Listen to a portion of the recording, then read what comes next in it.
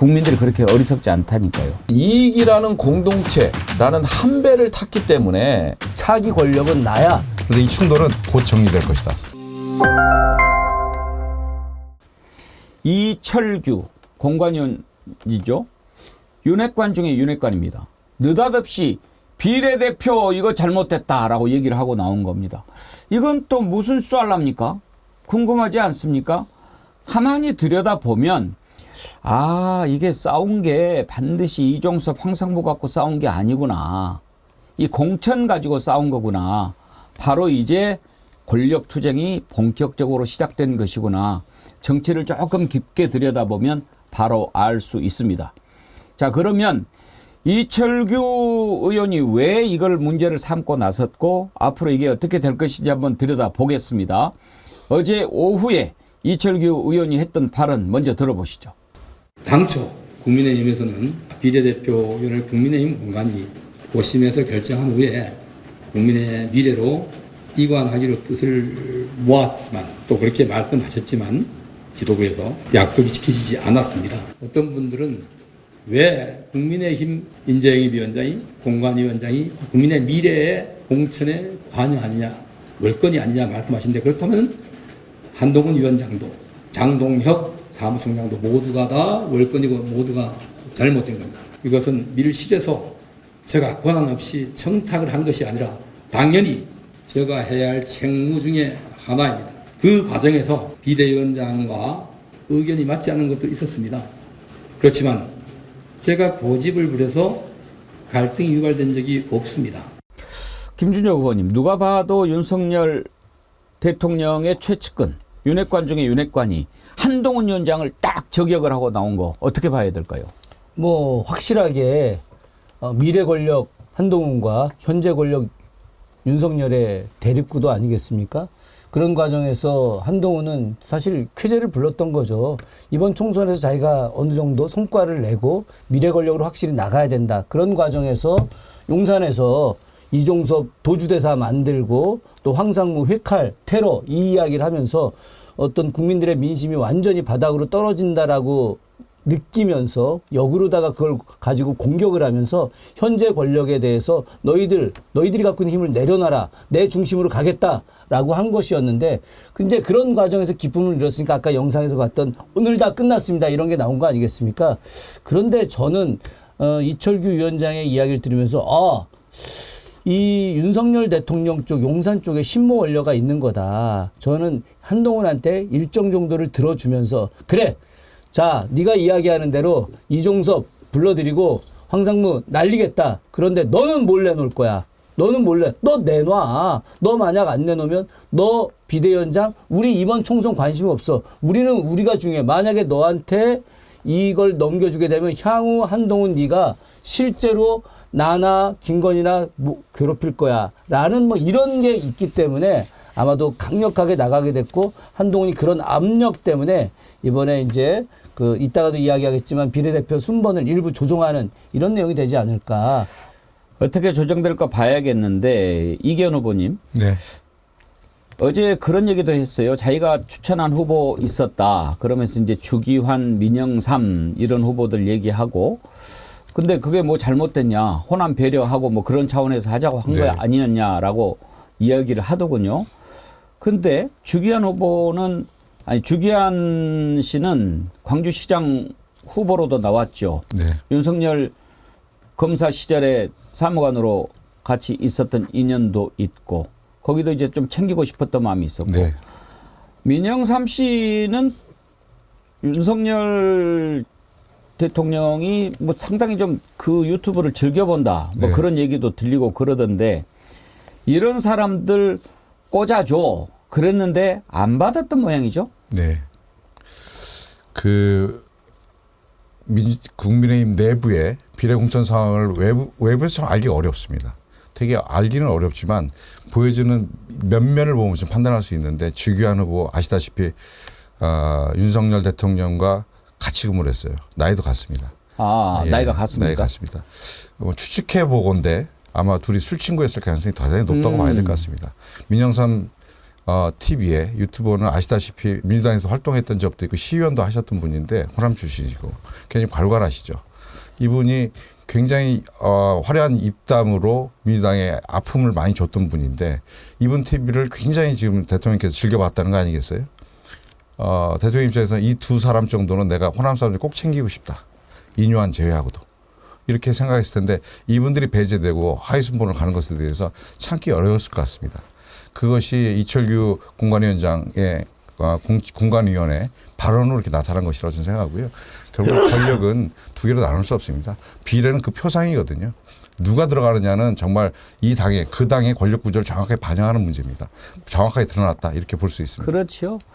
어제요 부승찬 후보님 어떤 분은 그런 분석도 하더라고요. 그럴 듯했어요. 뭐냐면 약간 좀 냄새가 난다. 그러니까 이번에도 좀 약속 대련일 가능성을 얘기를 하더라고요. 무슨 얘기냐면 주기한 민영삼 사실은 뭐 별로 주고 싶지 않은데 뭐 또 자기들 딴에는 기대도 했고 그러니까 이름을 뭐 이렇게 올렸는데 안 줄 마음이었으니까 뒤로 이렇게 뺐고 그러면은 뭐야 뭐 우리 줄 알았는데 미안하니까 그냥 뭐 이철규 통해서 대충 뭐 립서비스하고 끝내려고 하는 거 아닌가 또 그런 분석을 하던데 돌아가는 꼴을 보면 꼭 그렇지는 않은 것 같아요. 그렇죠? 네. 저는 약간 분석 자체가 좀 다른데요. 이번 비례대표 공천과 관련된 갈등, 윤환 갈등이라는 표현까지 쓰는데 합리적, 객관적으로 좀 냉철하게 볼 필요는 저는 없을 것 같아요. 좀 단순화시킬 필요가 있다. 단순화시키는 게 뭐냐면 한동훈은 지금 윤석열 이채양명주부터 시작을 해서 김건희 특검법 방탄 뭐 이런 것들 과정을 보면요. 한동훈은 그냥 진짜 방송 중에 죄송한데 윤석열의 꼬봉입니다. 꼬봉이기 때문에 그런 이 갈등 구조라고 저는 생각하지 않고요. 그냥 윤석열의 오다만 받는 그런 인물이라고 저는 보는 겁니다. 근데 다만 한동훈을 둘러싸고 있는 한동훈을 추대하려는 미래 권력을 미는 국민의힘의 세력들이 존재하는 거죠. 세력들이 존재해서 지금 이렇게 가면 우리가 망한다. 이렇게 해야 된다. 저렇게 해야 된다. 이렇게 갔던 거죠. 그래서 윤석열 대통령이 직접적으로 나서는 건 모양새가 이상하니 이철규가 어떤 사람입니까? 정보관 출신입니다. 경찰 정보관 출신이고 국회 국민의힘에서 일어나는 모든 것들을 대통령한테 직보하는 그러니까 국민의힘의 어떤 의견들 그다음에 속사정들 그다음에 뒷담화들 이런 것들을 아마 제가 추측하기로는 이런 것들을 대통령한테 보고를 해서 신뢰를 받았던 것 같아요. 그러다 보니까 이제 인재영입위원장도 되고 공관위원도 되고 그래서 이철규를 통해서 한동훈을 견제하는 게 아니라 한동훈의 미래 권력 한동훈을 미는 한동훈을 미래 권력으로 미는 그 세력들을 견제하기 위한 이철규가 세게 한번 쳐준 거다. 그래서 그 생각이 좀 제가 들어져요. 한 가지 좀 같기도 하고 약간 다르기도 한 내용인데 저는 이번에 윤환 갈등 전 실제 존재하는 거라고 생각합니다. 얼마 전까지 우리 부승찬 후보님이 말씀하셨던 대로 한동훈은 윤석열의 부하 맞았습니다. 그런데 지금은 아니에요. 왜 아니냐면 맛을 봤어요. 어떤 맛을 봤느냐? 환호의 맛을 봤습니다. 전국을 돌아다니면서 막 한동훈 하는 거에 환호의 맛을 본 거예요. 그리고 이 환호의 맛을 통해서 본인이 야 내가 이제 윤석열 제낄 수 있다. 이런 이제 착각에 빠지는 거죠. 분명히 부하였었는데 그런데 이 사람이 어느 순간인가 나는 부하가 아니야. 나 공동 창업자야. 이 정권 만드는데 윤석열과 내가 공동 창업자지. 내가 왜 부하야. 수많은 사람들의 환호를 보면서 차기 권력은 나야. 이런 생각에 빠지게 된 거고 이것이 그를 조급하게 만든 겁니다. 조급하게 만들어서 빨리 이번 일로 내가 확고한 위치를 잡아야 돼. 이러기 위해서 황상무 또 이종섭 공격을 하게 된 겁니다. 지금 이번 총선 이겨야 되는데 용산 니네들이 잘못했기 때문에 이 꼴 났으니까 빨리 해. 이렇게 된 거죠.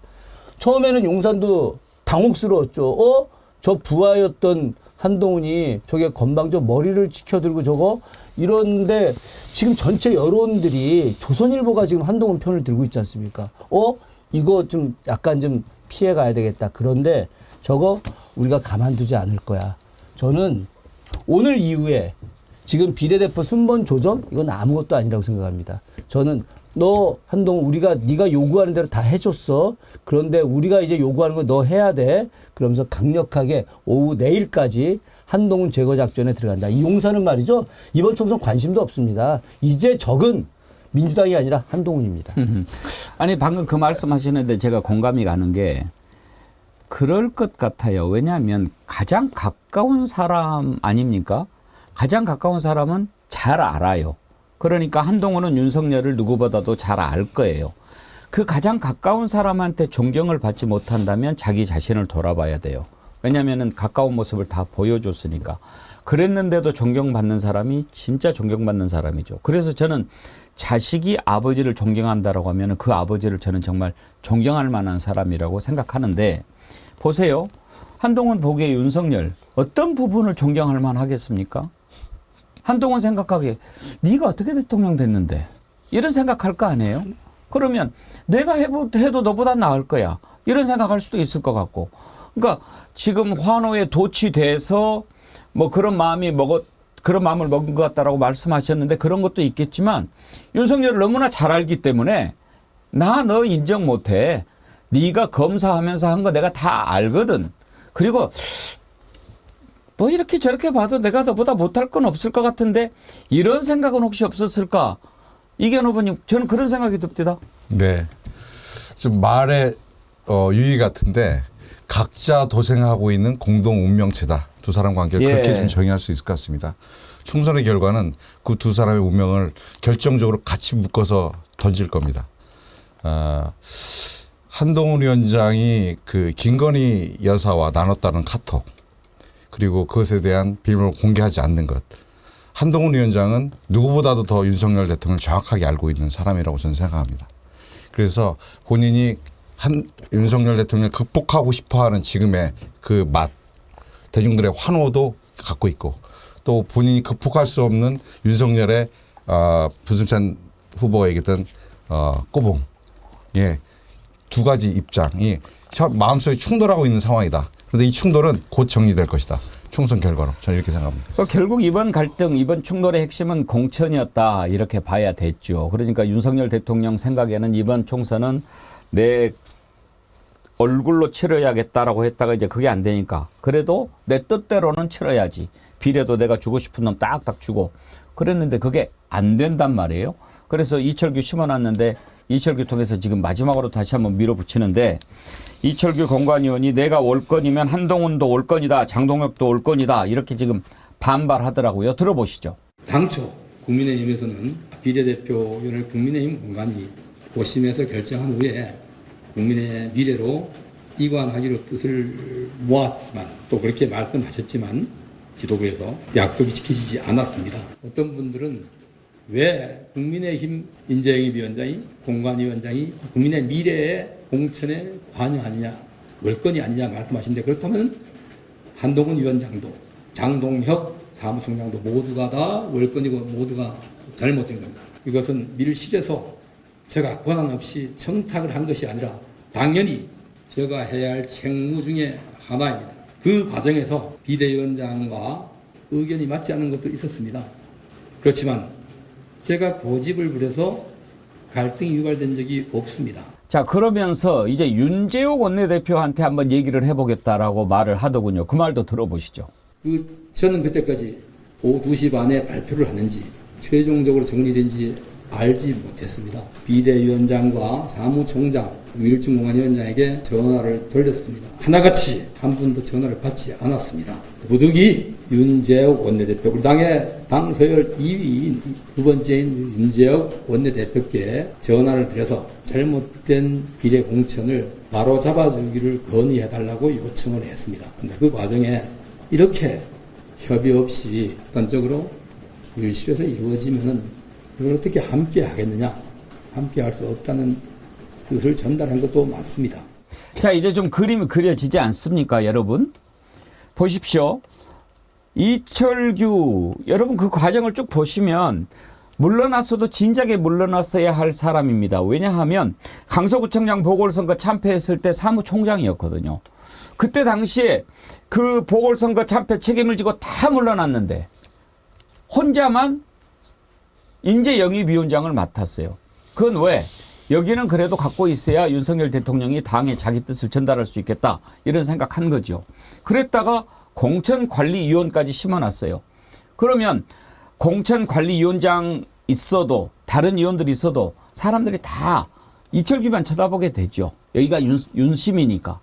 그런데 누가 봐도 윤석열 대통령 그 뜻을 전달하라고 심어놓은 사람인데 전화도 한 번 안 되고 전화 통화도 한 번도 안 하고 발표를 해버렸다는 거 아닙니까? 김준혁 교수님, 이거는 쿠데타 아닙니까? 아, 쿠데타죠. 완벽한 쿠데타죠. 세상에 이런 항명 사건이 어디 있습니까? 야, 한동훈 놀랍습니다. 야, 자기가 형님으로 모시던 윤석열한테 등에다 칼을 꽂은 정도가 아니라 사방에다가 핵폭탄을 떨어뜨린 거하고 같은 거죠. 그래서 제가 아까 말씀드린 겁니다. 한동훈은 이제 윤석열의 제거 대상 1순위로 올라갔다. 저 화면에 나오는 저 고개 숙이는 거, 저거는 속으로 칼을 가르면서 고개를 숙인 거고요. 그렇죠. 예, 저는 그 이후에 이제 딱 보십시오. 저 머리 손들인 거, 야, 윤석열, 너 내가 가만두지 않을 거야. 딱 이런 고뇌하는 모습 아니겠습니까? 지금 저 수모, 그 무릎 밑으로 기어가는 그 고사가 생각이 나는데요. 자, 한동훈이라는 사람이 어려서부터 공부도 잘했어요. 집도 부자입니다. 현대고등학교 출신입니다. 서울대 법대 나왔고 일찍 다 패스했죠. 평생 저렇게 고개를 숙여본 적이 없어요. 평생. 90도로 폴더 인사를 해본 적이 없죠. 아마 저게 자기 형님한테 인사해서 그전에는 아유 성렬이 형 이렇게 인사했을 텐데 저는 저런 한동훈의 비수어린 마음이 윤석열도 똑같이 칼을 갈면서 아마 엄청난 대전이 나올 거고 이게 좀 심하면은 무협지의 중요한 소재가 되지 않을까 싶기도 합니다. 국가의 불행입니다. 네. 부승찬 후보님 보시기에 누가 이길 것 같습니까, 최종적으로? 아니 저는요 이게 승부가 아니라고 생각해요. 그러니까 한동훈과 윤석열은 권력 암투가 아니에요. 저는 일관된 입장인데 예. 왜 그러냐면요. 윤석열과 한동훈의 관계가 노무현 대통령과 문재인 대통령의 동지적 관계가 아니에요. 그냥 서로 이익을 공유하고 그다음에 불법을 공유하고 이 서로 간의 약점을 다 알고 서로 간의 캐비넷을 다 쥐고 있는 관계예요. 이런 관계에서 권력 암투가 된다면 둘 다 망하는 길이에요. 저는 한동훈 비대위원장이 정치를 너무 모르기 때문에 그냥 분위기에 취해서 막 던지는 거예요. 막 던지다 보니까 이철규를 통해서 한동훈을 한번 그냥 채찍을 한번 딱 들어준 거라고 생각하지 우리가 이제 노무현 대통령이나 문재인 대통령 같이 서로 이렇게 서로 다른 배를 타면서 같이 견인해가는 이런 관계였으면 이런 분석이 나오겠지만 둘은 이익이라는 공동체라는 한 배를 탔기 때문에 어느 누구도 한동훈이 윤석열을 쳐도 한동훈 캐비넷이 열릴 거고요. 윤석열이 한동훈을 쳐도 윤석열 캐비넷이 열릴 거고 방어를 안 해주기 때문에 저는 그냥 그래서 아까 합리적이고 객관적인 분석이나 시각에서 보면 이해를 못한다. 이런 말씀을 드렸던 겁니다. 전 일관됩니다. 그렇군요. 이기현 후보님 전망은 어떻습니까? 두 분 말씀이 다 같이 있다고 저는 생각합니다. 한동훈의 마음에는 내가 꼬붕인가? 아니야. 나는 차기 권력이야. 미래 권력이야. 두 가지가 혼돈이 있을 수 있고요. 윤석열 대통령의 마음속에는 절대 인정되지 않는 네가 감히 나를? 너는 내 영원한 부하야. 이 두 가지 마음이 있습니다. 이 두 세력이 지금 각자 도생하면서 또 공동 운명체로 총선을 맞이하고 있다. 저는 이렇게 생각하고요. 결국 총선 공천 과정이 마무리되는 오늘 내일이 후보 등록 마지막이니까요. 끝나고 나면 총선 과정에서 두 사람의 충돌은 만들어질 것이고 총선 결과는 두 공동 운명체를 파산시킬 것이다. 저는 이렇게 생각합니다. 일단 이철규 공관위원이 저렇게까지 버티고 나오는데 과연 변동이 있을까요? 일단 본인이 추천했다고 하는 사람 세 사람 면면을 한번 잠깐 볼까요? 세 사람이죠. 주기환, 민영삼 그리고 백현주. 주기환 전 국민의힘 광주시당 위원장은 아시다시피 윤석열 검사와 함께 일했다는 사무관 출신이고 검찰. 민영삼 씨 왔다 갔다 했지요. 백현주 씨는 전 서울신문 NTN 대표이사. 기자 출신인가 뭐 그랬던 것 같은데 아무튼 저 세 사람을 밀어붙였는데 안 됐다. 오늘 다시 조정한다. 당선권 안에 들어갈까요? 들어갔다면 한동훈이 또 엎드린 거고 안 들어갔다. 그러면은 이제는 따로 가자. 그렇게 되지 않겠나? 그렇게 해석해야 되지 않겠나? 사실 한동훈 위원장을 윤석열이 집어넣었을 때 저는 이런 걸 생각했다고 봐요. 너는 가가지고 최대한 국민들을 상대로 정치 혐오증을 부추겨라. 이런 정치 필요 없다라고 만들어라. 왜? 그렇게 하면 국민들이 투표장에 안 갈 거야. 그 대신 우리는 콘크리트 지지층이 있잖아. 끄떡하지 않는 30%. 너 봐라. 내가 이렇게 정치 개판으로 치고 무엇을 마음대로 해도 30%는 주지 않냐. 그러면 국민들이 정치 혐오 계속 이렇게 외치고 또 민주당 이재명 대표 사법 리스크 막 하고 그러면 다 뭐 싫어서 안 찍고 우리만 찍으면 30%만 돼도 야 내가 뭐 50% 넘어서 대통령 됐냐? 이렇게 생각했을 거예요. 그런데 국민들이 그렇게 어리석지 않다니까요. 저지른 죄가 너무 많잖아요. 이채 양명주. 그것뿐이 아니잖아요. 어제 이채양명주 기사 썼던 오마이뉴스 그 글을 봤더니 아쉬운 점이 왜 이채양명주만 했을까? 오송 참사도 있고 고발 사주도 있고 여러 가지가 많은데 그렇지만 이해한다. 외우기 쉽게 이채양명주 이름 잘 지은 것 같다라고 하던데 왜 이채양명주 뿐이겠습니까?